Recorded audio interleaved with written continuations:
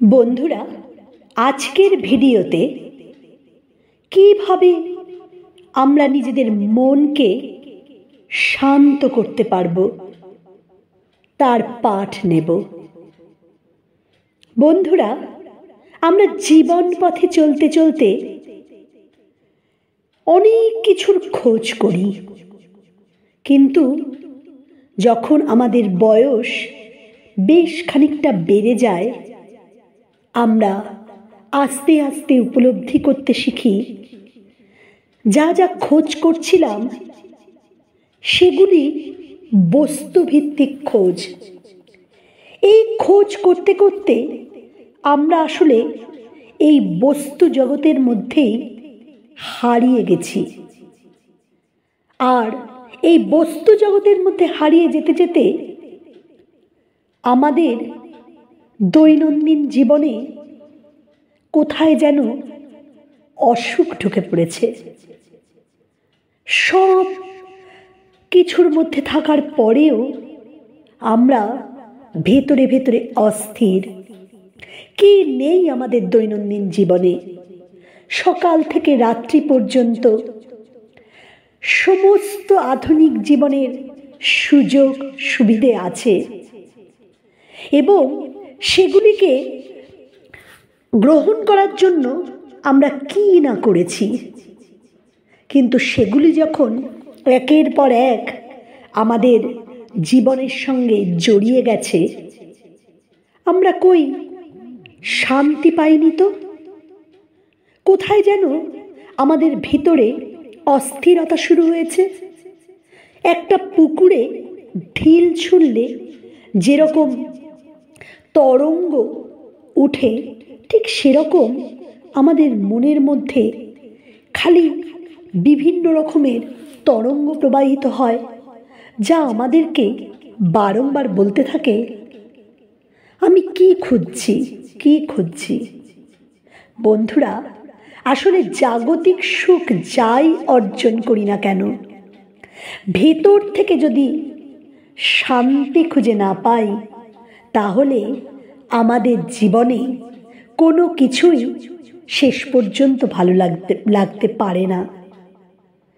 এবং সেই কারণেই সমস্ত আধুনিক সুযোগ সুবিধার মধ্যে থাকার পরেও আমরা এত অস্থির, এত চঞ্চল। চলো না বন্ধুরা, আমরা প্রত্যেক দিনের জীবনে এমন কিছু অভ্যাস ধারণ করি যার ফলে আমরা আমাদের মনের এই অস্থিরতা, চঞ্চলতা সব কাটিয়ে ফেলতে পারবো। বন্ধুরা, কোনোদিন সকালবেলায় ঘুম থেকে উঠে আকাশের দিকে তাকিয়েছো? মনে করে দেখো তো, শেষ কবে তুমি আকাশের দিকে তাকিয়েছিলে? একটু ঘুম থেকে উঠে সকালবেলায় জানালা খুলে আকাশের দিকে দু চোখ মেলে তাকাও, দেখবে তোমার মনটা কেমন প্রশান্ত হয়ে যাচ্ছে। বন্ধুরা, ধীরে ধীরে কোনো একদিন কোনো জলাশয়ের কাছে চলে যাও। বেশ কিছুটা সময় কোনো কথা না বলে জলাশয়ের জলের দিকে তাকিয়ে থাকো। দেখবে তোমার শরীর মনে কেমন যেন একটা শীতলতা অনুভব করবে। বন্ধুরা, কোনোদিন গাছের পাতা নড়ছে, তার আওয়াজটা কানে শোনার চেষ্টা করেছো? একটু ভালোভাবে কোনোদিন শোনার চেষ্টা করো, দেখবে কি সুন্দর একটা মধুর সঙ্গীত পাতার পাতার ঘর্ষণে তৈরি হচ্ছে। সেটা কিন্তু প্রতিদিনই তৈরি হচ্ছে, কিন্তু তুমি কোনো মতেই সেগুলো লক্ষ্য করো না। বন্ধুরা, একদিন রাতের বেলায় আকাশে চলে যাও, মানে ছাদে গিয়ে আকাশ দেখো, দেখবে তোমার মনে কি গভীরতা বাড়ছে। তুমি যে শান্তির খোঁজ করছিলে সেটা অবশ্যই খুঁজে পাবে। বন্ধুরা, মনকে শান্ত করার আরো সুন্দর পদ্ধতি হলো, তুমি ভগবানকে প্রতিদিন কিছু সময়ের জন্য ধন্যবাদ জ্ঞাপন করো। আসলে তোমার যা আছে, তুমি খালি অনেক কিছু চাওয়াতেই ব্যস্ত ছিলে। কোনোদিনও মন থেকে মন খুলে একবারও বিশ্ব ব্রহ্মাণ্ডের যিনি সৃষ্টিকর্তা তাকে ধন্যবাদ জ্ঞাপন করেছ? তোমার যে যথেষ্ট আছে এই অনুভব তোমার মধ্যে এসেছে?